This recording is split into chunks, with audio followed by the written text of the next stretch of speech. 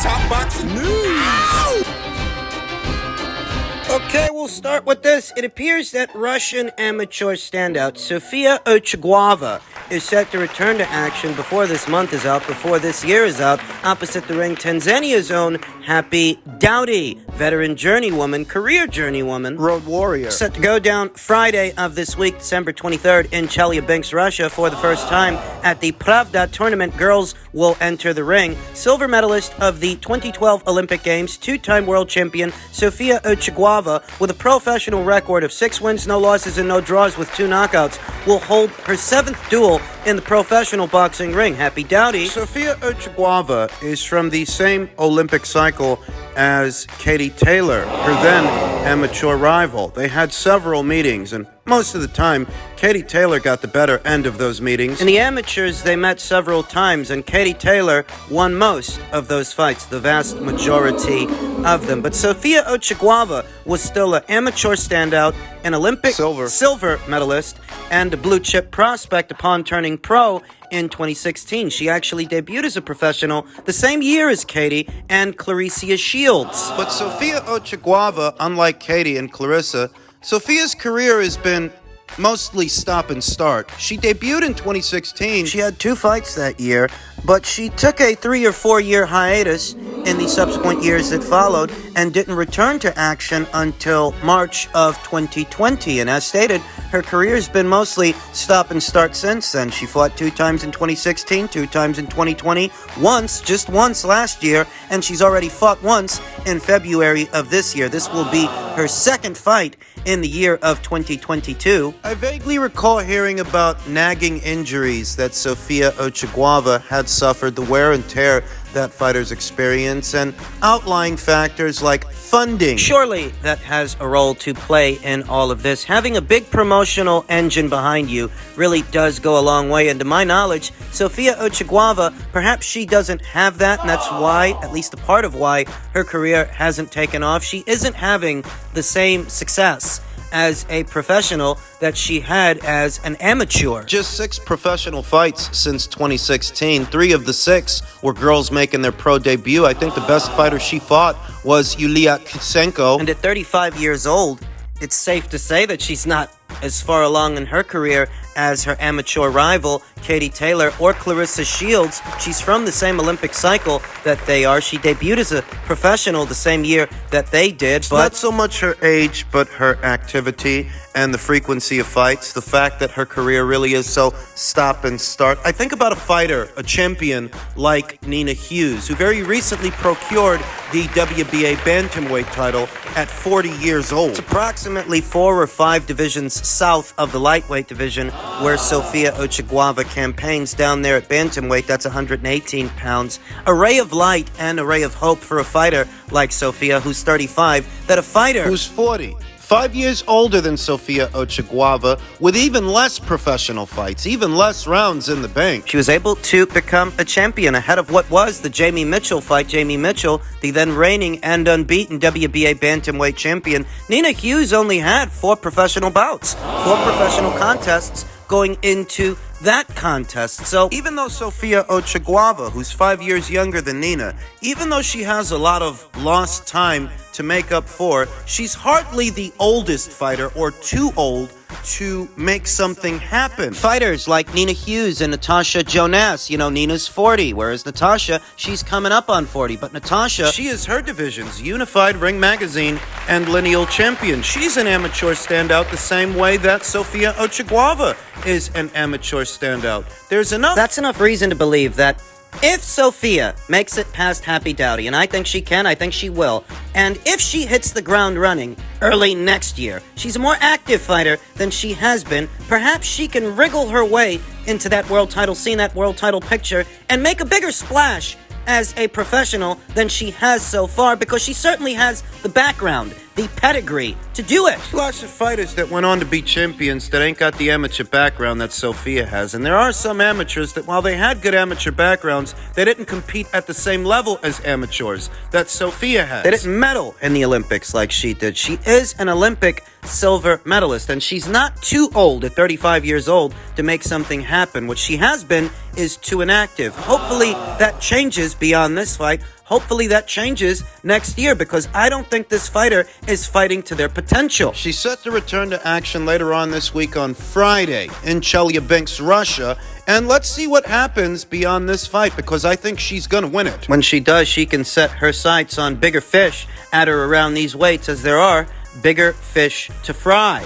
In men's super lightweight news, a bit of disappointing information I'm sure you've come across by now. Jose Ramirez has passed up his title shot against Regis Prograis after the WBC finalized the purse split at 65-35 in the champion's favor. Ramirez is in talks to return against Richard Comey on March 25th in Fresno on ESPN. That is yet another former lightweight champion that has since moved up to super lightweight that will be opposite the ring, Jose Ramirez. Lest we forget, Jose shared the ring with Jose Pedraza, yet another lightweight that moved up to super lightweight. Now he's going to fight Richard. Needless to say, Ramirez versus Comey is nowhere near as titillating a match or as long awaited a fight as Ramirez versus Prograis. This fight has been in the making for some years. It was some years ago when these two were supposed to fight, but both teams made a joint decision to forego their fight then on the premise that they would revisit the match later on when it's worth more money. Some years later, it seems the fight still isn't materializing. All of that was circa 2018. About 4 years later, 2022, it really is more of the same. The story is that Jose Ramirez, he feels the split should be a 50-50 split. He feels that he should get what Regis gets, though he did go on to say that he'd be willing to take 40% to do the fight. I think that both guys are screwing the pooch here. Not just Jose Ramirez, but Regis Prograis as well, to some extent, to some degree, and here's why. I lay most of the blame for this at the feet of Jose Ramirez because you're the challenger, not the champion. Wanting a 50-50 split, that's unrealistic, you know. You had this opportunity and you more or less passed on it because you said you were getting married or something along those lines. This could have been you fighting for the green belt. It could have been Jose Ramirez opposite the ring, Jose Zapata, in a second fight, a rematch for what was the newly vacated green belt, the WBC title. But you chose to pass on that. Regis ended up fighting Jose Zapata for it, and he's the champion now. He paid his dues. Why don't you? You want a 50-50 split with the champion. On Jose Ramirez's end of it, what's basically going on is he realizes he has other options, some more lucrative than others, not exclusive to a Regis Prograis fight. He knows how dangerous Regis is. He's a hard puncher and a crafty boxer, a southpaw, and at 35%, it's not worth the risks to him. That's what I think he's telling himself. He figures that on my side of the street, I got Teofimo Lopez, and I've got the winner of Josh Taylor versus Jack Catterall within arm's reach. So I'm not going to fight Regis Prograis at 35% when I have other options. That's likely what he's telling himself. That in tandem with the fact that Jose Ramirez is more of a ticket seller than Regis. On the West Coast, this guy can put asses in the seats, you know. He's got a loyal following out there. Without condoning or condemning, that's what I think is going on, and that's what I think Jose Ramirez is telling himself when it comes to Regis. Well, if the WBC assigned a 65-35 split, Regis is telling himself, hey, I'm the one that just battered Jose Chon Zapata. No easy out for most other super lightweights. I paid the cost to be the boss. I'm the champion. You're expecting me to give you a 50-50 split. You're expecting me to give you half the pot when I'm the one who paid his dues and I'm the one that's got the belt. That's likely what he's telling himself. Without condoning or condemning, when it comes to Regis, that's what I think is going on. But if that's what you think is going on, then why do you say that there's blame to be assigned on both sides? Well, when it comes to Jose, I think he's being a little bit self-entitled and self-important. You're not the champion, you know. Yeah. You can sell a couple of tickets in your neck of the woods, but you tell me how interested people are going to be when you're fighting a Richard Comey instead of a Regis Prograis. You know, someone more interesting in a more titillating fight. I do think Jose is being a little bit difficult. I do think he's driving too hard a bargain. And when it comes to Regis,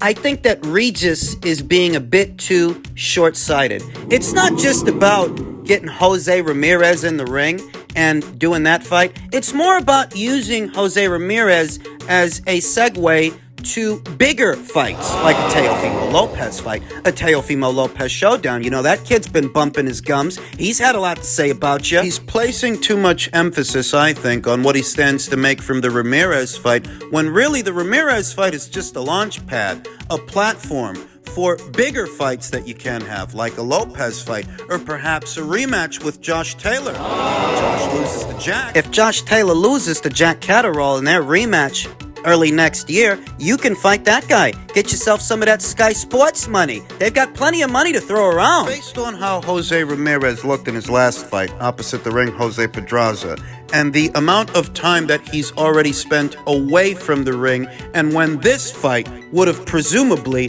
taken place, that if Jose Ramirez were going straight into this fight, the odds wouldn't be in his favor. Not only can you beat this guy, you can beat this guy and use this guy as a segue to other fights and other paydays, bigger ones than you can find anywhere else. So as stated, I think that Regis is being short-sighted and placing too much emphasis, too much focus on just the Ramirez fight. A Ramirez fight can get you other fights. Offer the guy 40%. Get him in the ring. Bust him up, then use that as leverage to get yourself more money for your next fight. Said he'd be willing to take the fight at 40%, so offer him 40%. So you can fight on ESPN. Another guy who's certainly talked about you, he just fought recently, Regis Prograis.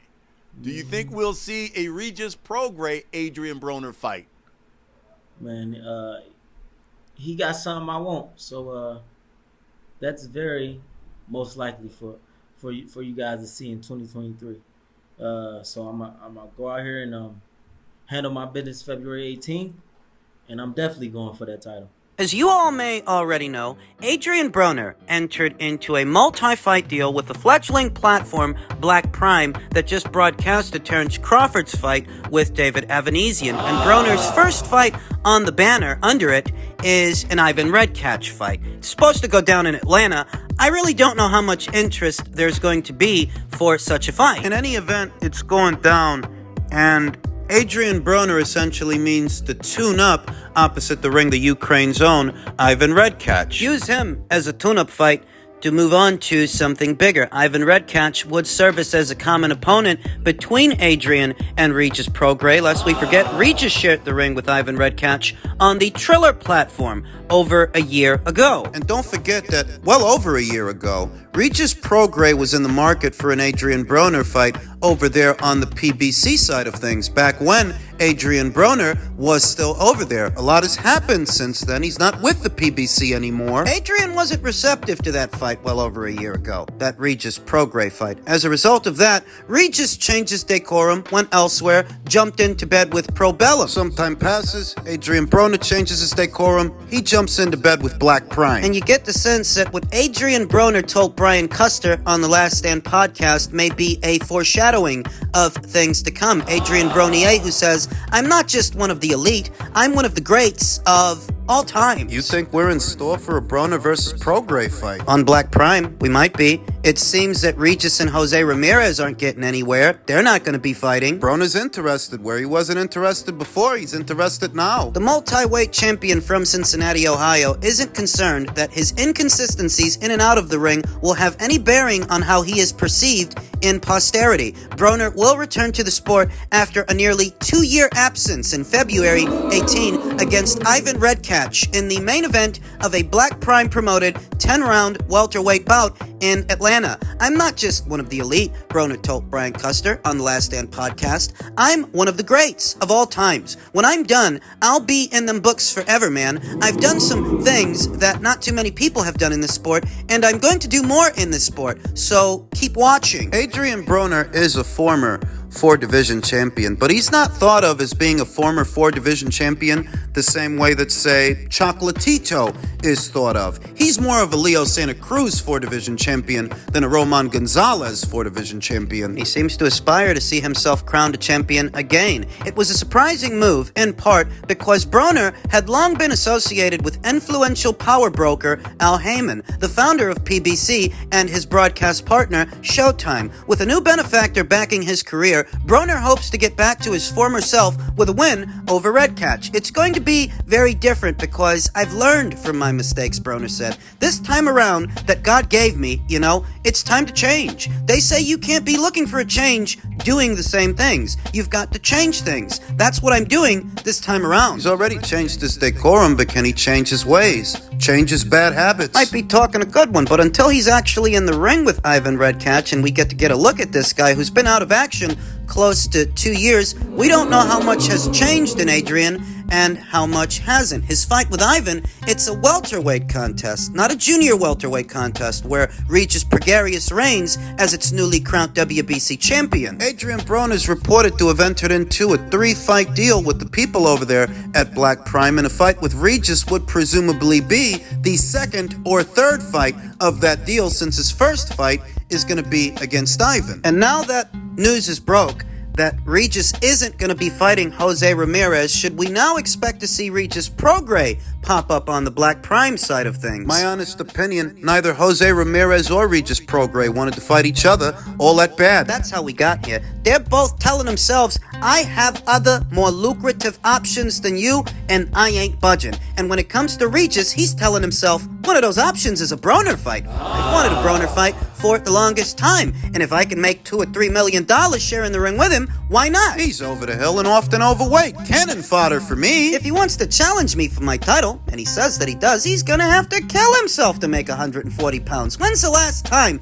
Adrian Broner fought as a junior welterweight? Hell, when's the last time Adrian Broner fought? Easy money. That's what Regis Prograis is likely telling himself, and I think that's a big part of the reason neither Regis or Jose place much emphasis on a fight between them, because they're both telling themselves jointly, I've got other options. The caveat is we don't know what Regis is going to do next. We know who Jose's going to fight. He's going to fight Richard Comey. We even know who Adrian Broner is going to fight. He's going to fight Ivan Redkach. But who is Regis going to fight now that he is this division's newly crowned WBC champion, a 2-time super lightweight champion overall? How long is it going to be before we see Regis in the ring again? Is an official announcement en route that Regis Prograis is set to jump into bed with Black Prime. Is that what's next?